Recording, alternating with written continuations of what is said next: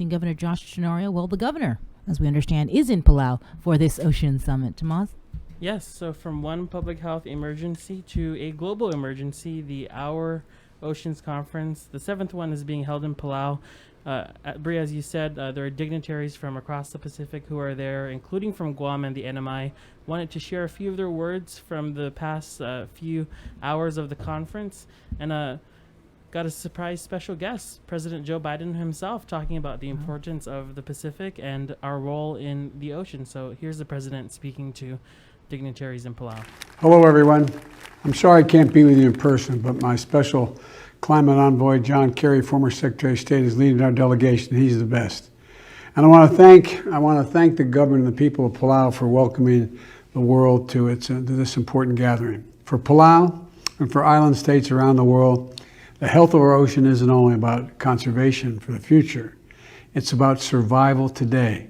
We can no longer delay action on climate change that's warming our oceans, on pollution that's poisoning marine habitats, on plastics that fill the sea with trash, on overfishing that destroys delicate marine ecosystems.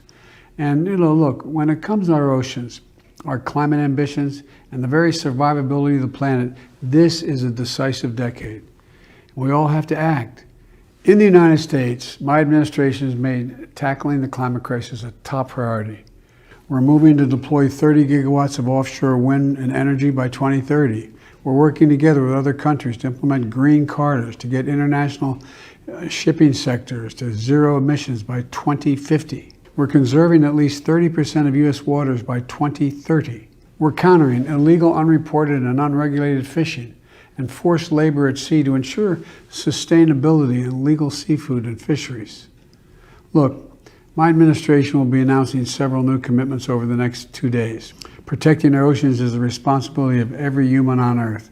Simply put, without the oceans, life is not possible. So I want to thank all of you, especially the young people who are leading the world on this issue all around the world to protect our oceans and to keep it healthy. Thank you all very, very much. The young people who are leading the world on this issue all around the world to protect our oceans and to keep it healthy. Thank you all very, very much. So that was, again, President Joe Biden speaking to Pacific Island leaders at the 7th Our Oceans Conference. Another person you might recognize is CNMI Representative Sheila Babauta, who before on the show introduced President Barack Obama at one of the UN climate change conferences. She again took the national stage to address some of the issues that specifically the Western Pacific faces. So here's NMI Representative Sheila Babauta in Palau. In the Mariana Islands, we have a very unique relationship with the United States. The island of Guam is a U.S. territory and has her own relationship with the U.S., while the remaining islands of the Northern Mariana Islands form a commonwealth, and we are in political union with the United States. So although we have different political statuses with the U.S., we make up the same archipelago, we are part of the same chain, and we make up the Mariana Islands. Several years ago, 2015, there was an announcement that troops were being moved from Okinawa to Guam. And that movement, although that movement was happening to our sister island, it greatly impacted the entire archipelago, our entire chain. And so this announcement was made, and proposed plans were shared with the community that were very destructive to our ocean, our marine mammals, our land, our sacred land, and our airs, our skies. And my community was outraged. So they organized, and they had to organize the Western way, which was very stressful. It took a lot of energy, it took a lot of time, but the women led the way and were able to collect over 30,000 public comments to oppose these plans. And fast forward to 2 weeks ago, we got news from the Department of Defense that major items were taken off the table in these plans. And although that is good news, that's a good step forward, we have yet to still see the entirety of the plan and see the larger picture, because we also don't support moving destructive activities, training, and testing to other parts of the world. And so, you know, this kind of engagement where an announcement is made and then the community is almost forced to engage in that way is so much for a community to handle, especially a community like mine, where we are recovering from 2 super typhoons. We have a pandemic, we have a lot of political turmoil, and so I really would like to offer a different approach to engaging with traditional communities and with indigenous populations. Instead of making announcements, come to the table, sit down, preferably outside near the ocean. That's where we make our best decisions. And listen. And listen to the indigenous community. Listen to their struggles, listen to their successes, listen with respect and compassion and curiosity. There's so much that we can learn from indigenous communities and indigenous leaders. And then as a leader, respond to their needs versus coming in and telling the community, this is what we're going to do, tell us if you like it or not. And so there are different ways to engage with the community, and I really encourage our leaders, our legislators, policymakers to reimagine engagement and keep that in mind, keep the community in mind, because there's so much already happening. And in my community, many families are focused on stabilizing the home, let alone, you know, thinking about militarization and climate change. We're just trying to feed our family. And so that's really important to keep in mind when you're engaging with indigenous communities. That was Representative Sheila Babauta from the NMI on Saipan in Palau, sharing her perspective with the world stage on oceans. And next, wanted to bring you someone who is a Guam resident and you might know as a host of a podcast. Kalani Regis also represented the entire youth delegation and had these words to share with the audience.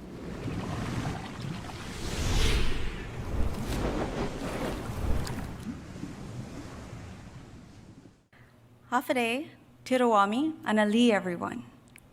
My name is Kalani Regis, as you just heard, and I am a Chamorro podcaster and future coral reef ecologist, as well as the founder of the grassroots organization, the Deep Pacific Collective.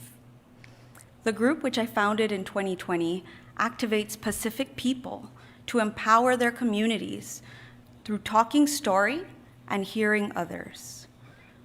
I was chosen as a youth delegate, specifically because I said in my application that the Our Ocean Conference is a place that needs stories, because everyone has an ocean story. We are in desperate need of more diverse stories like mine, not just statistics and facts, but stories of ocean innovation, adaptation, and resourcefulness. You can find all of that right here in this room. Many people have spoken about empowering or activating the youth. I believe if we want to empower youth in our communities, the first step is to listen and truly hear us. We all must unleash a flood of ocean stories like this, and we must make efforts to perpetuate knowledge sharing by telling our stories and creating new ones if we are to continue having the audacity, as President Barack Obama once said, to remain hopeful in such times. Youth of diverse backgrounds have so much to bring to these discussions.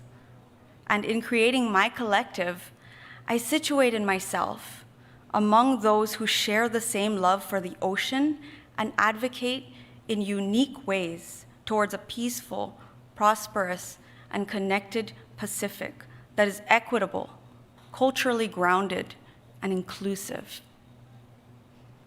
Something that, since the age of colonialism began, has become fragmented more and more.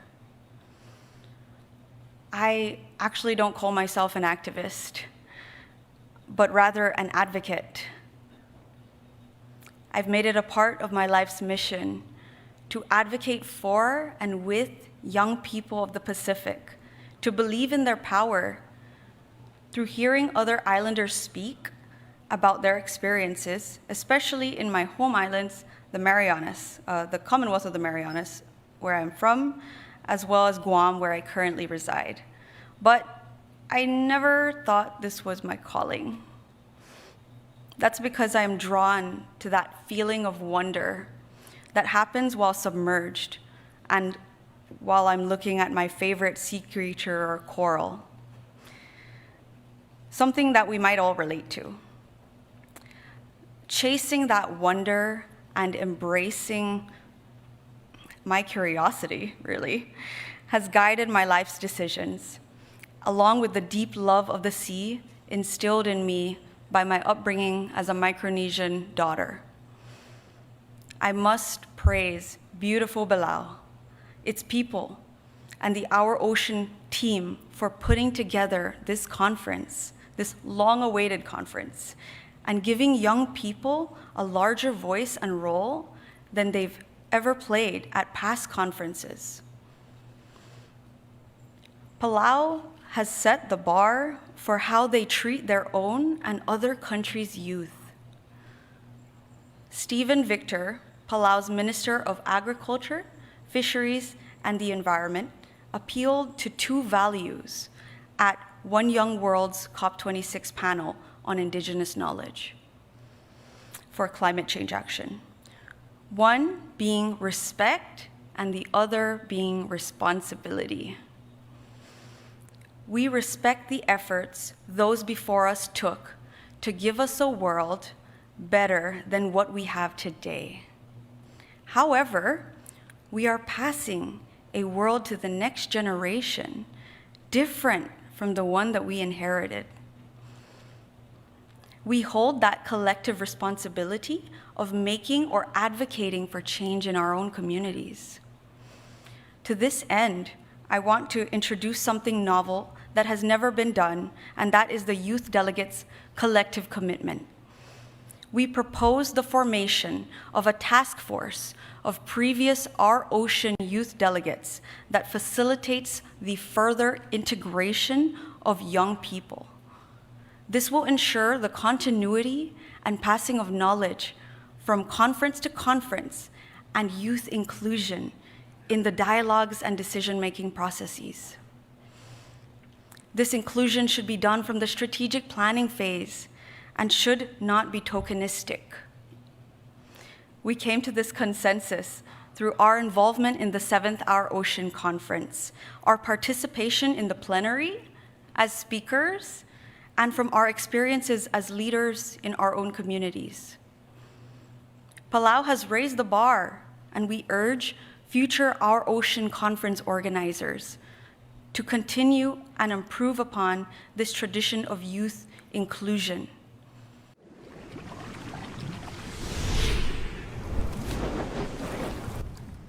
There you go. So that was from the Our Ocean Conference, the NMI and the Marianas taking center stage there. Some pretty bold, big statements, bringing commitments to some climate change efforts. Actually watch the conference. Yeah, so it's streaming on YouTube, and then we'll be doing streaming on YouTube on the U.S. Department of Interior State Conference and Summit YouTube page, and then we'll have the full story for weekend. Okay. So, Thank you, yeah. Tomas. Thanks, Bri. And stay tuned. After the break, we will have Cover Me. Start off your middays with the menu on